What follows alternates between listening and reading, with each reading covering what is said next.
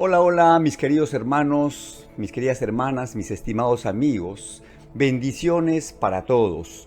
Que nuestro buen Dios engrandezca su buena obra en sus vidas y familias y supla todas sus necesidades conforme a sus riquezas gloriosas en Cristo Jesús.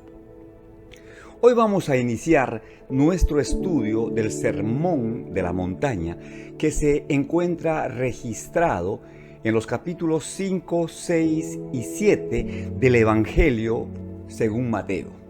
Son 111 versículos que contienen la enseñanza fundamental de Jesús para su iglesia. Así que empecemos.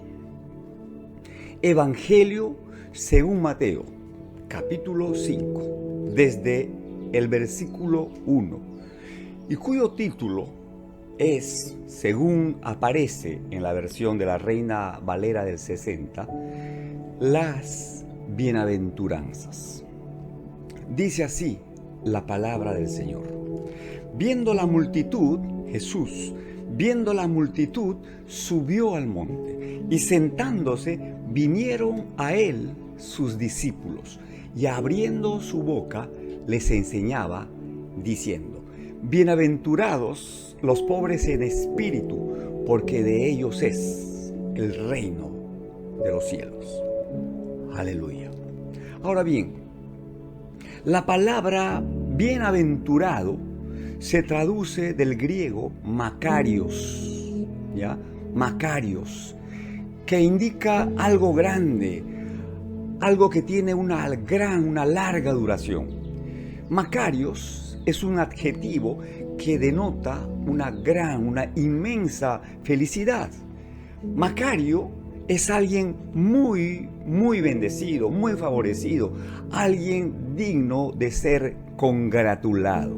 Jesús dijo: bienaventurados, Macarios, los pobres en espíritu.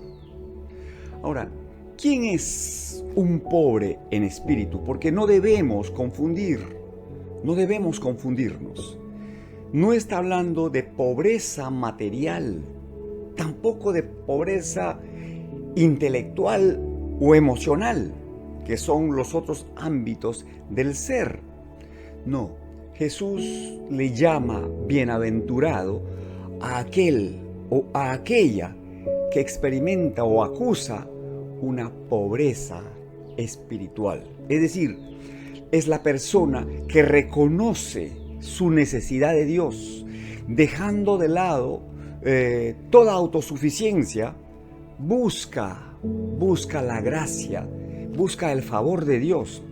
Al respecto, si tú te miras en el espejo de Dios, vas a ver tu pequeñez, tu insignificancia, tu incapacidad, tu insuficiencia, desde la perspectiva humana ante la inmensidad, la grandeza, el señorío de Dios, ¿ya?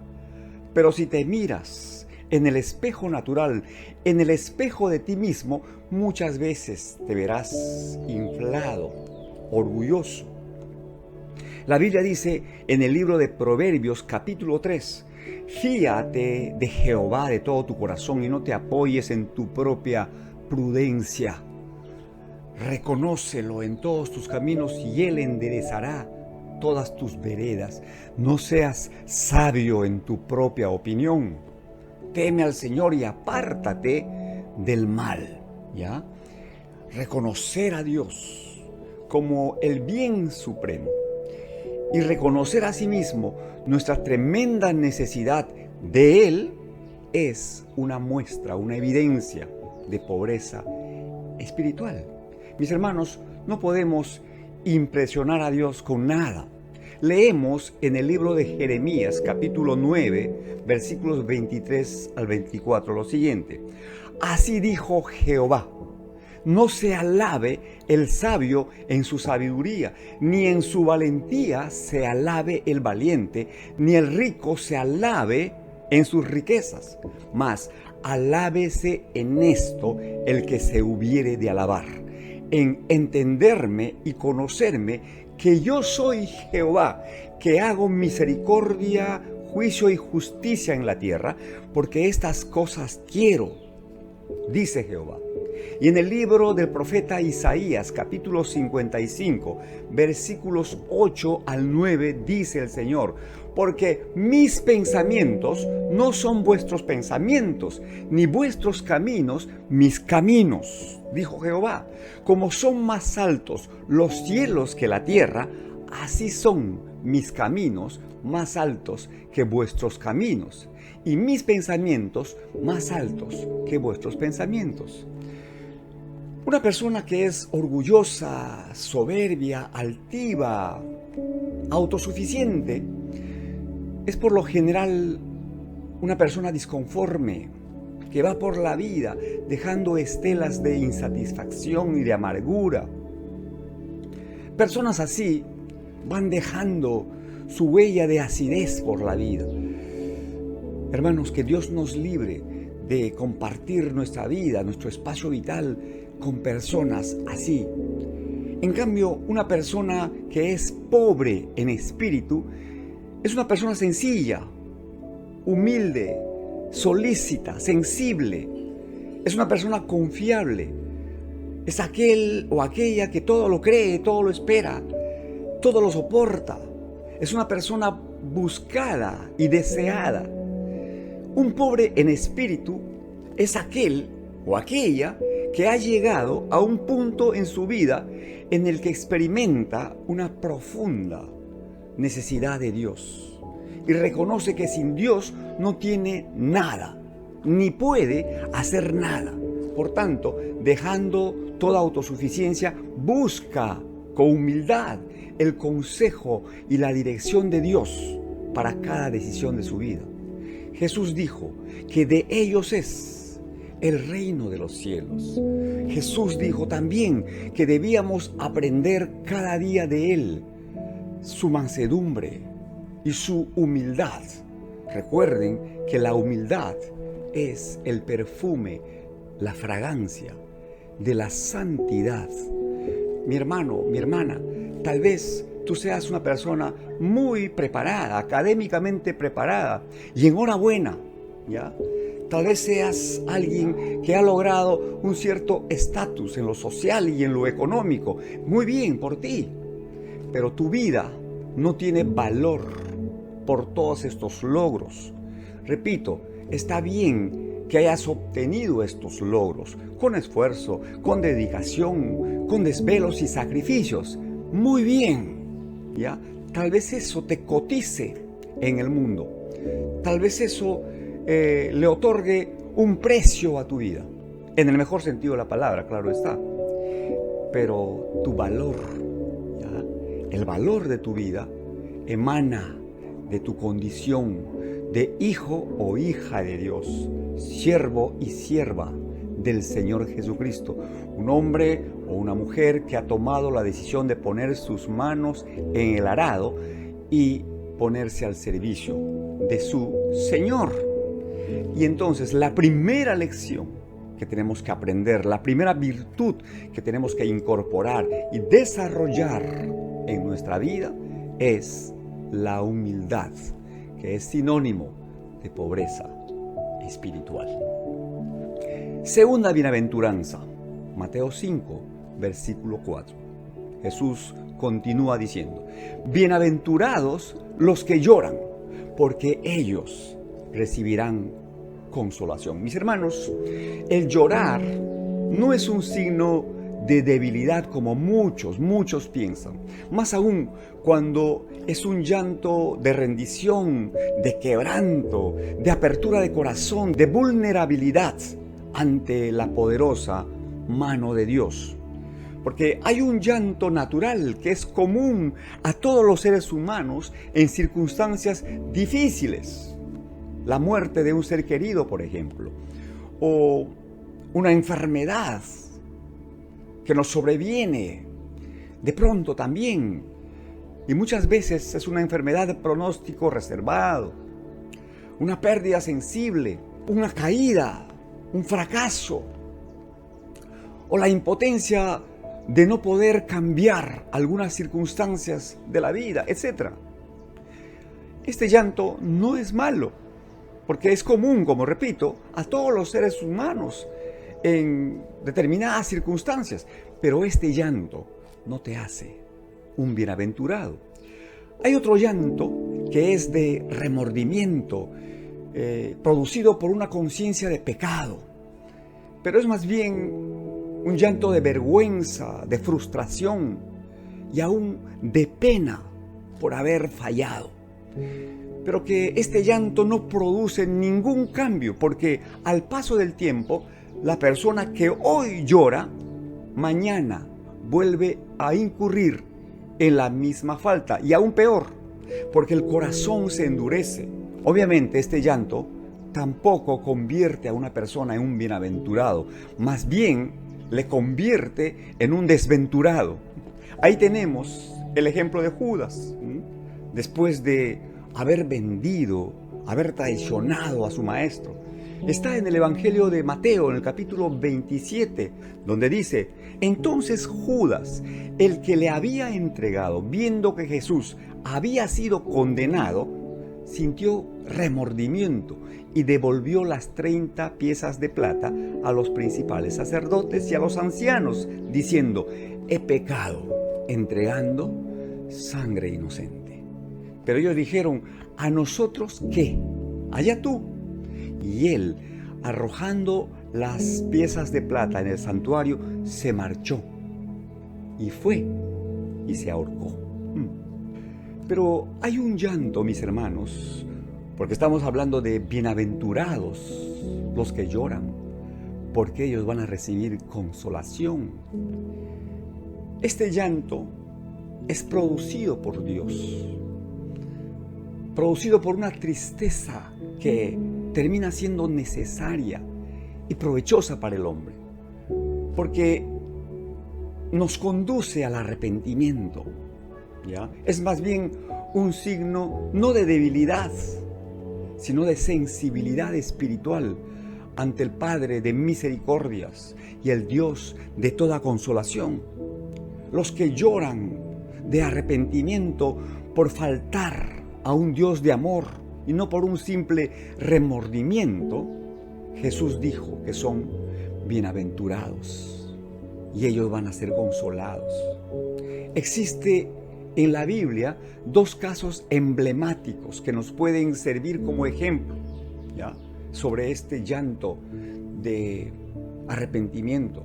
Uno está en el Antiguo Testamento y es conocido, creo que por todos, el caso de David, que le había fallado a Dios en primerísimo lugar. Él tomó conciencia de que su pecado había sido cometido a Dios en primer lugar, ¿ya? Había apartado su mirada del Señor y la dirigió a las circunstancias de su vida y le dio rienda suelta a sus apetitos y sus pasiones desenfrenadas, a los deseos de su carne, que, como sabemos, entre otras cosas son adulterio, fornicación, inmundicia, lascivias. Entonces, David, después de haber consumado su acto de maldad y de pecaminosidad, quitando a Urías, su mujer, y haciéndola suya, y mandando a Urías, a lo más terrible de la guerra para que lo mataran, consumando de esta manera no solo adulterio, sino también asesinato, y lo hizo con ventaja. ¿Por qué? Porque él era el jefe, era el rey. Pero Dios no puede ser burlado, mis hermanos. En el momento indicado lo puso en evidencia.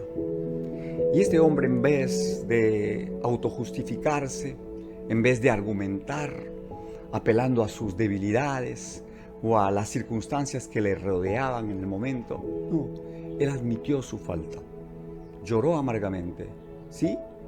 Y se presentó ante Dios para recibir el trato que merecía su pecado. Y la historia es conocida, está registrada, repito, en el Salmo 51. Y en el Nuevo Testamento encontramos otro caso con el que creo que nos identificamos todos, ¿ya?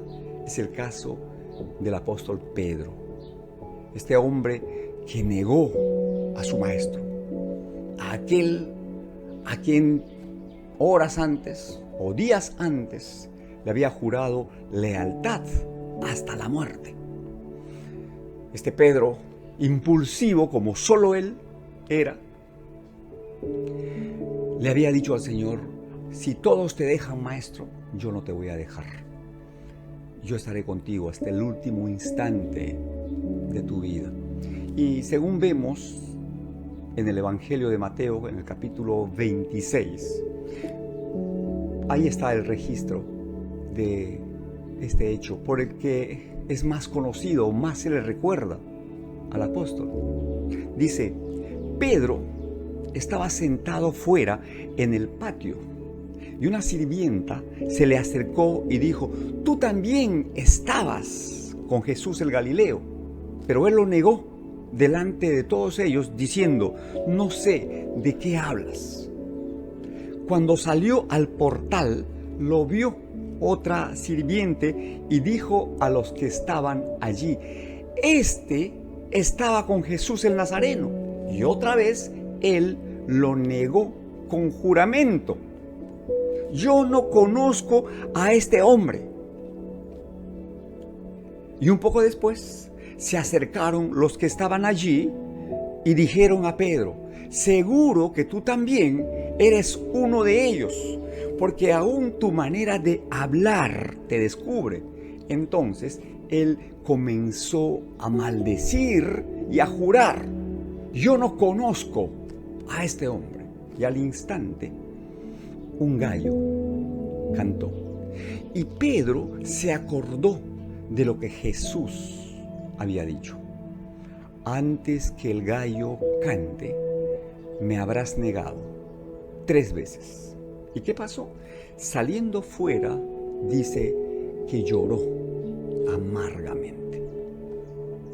Y hay un detalle que está registrado en otro libro del Evangelio, en el que señala el momento mismo en el que Pedro se acordó de las palabras del maestro.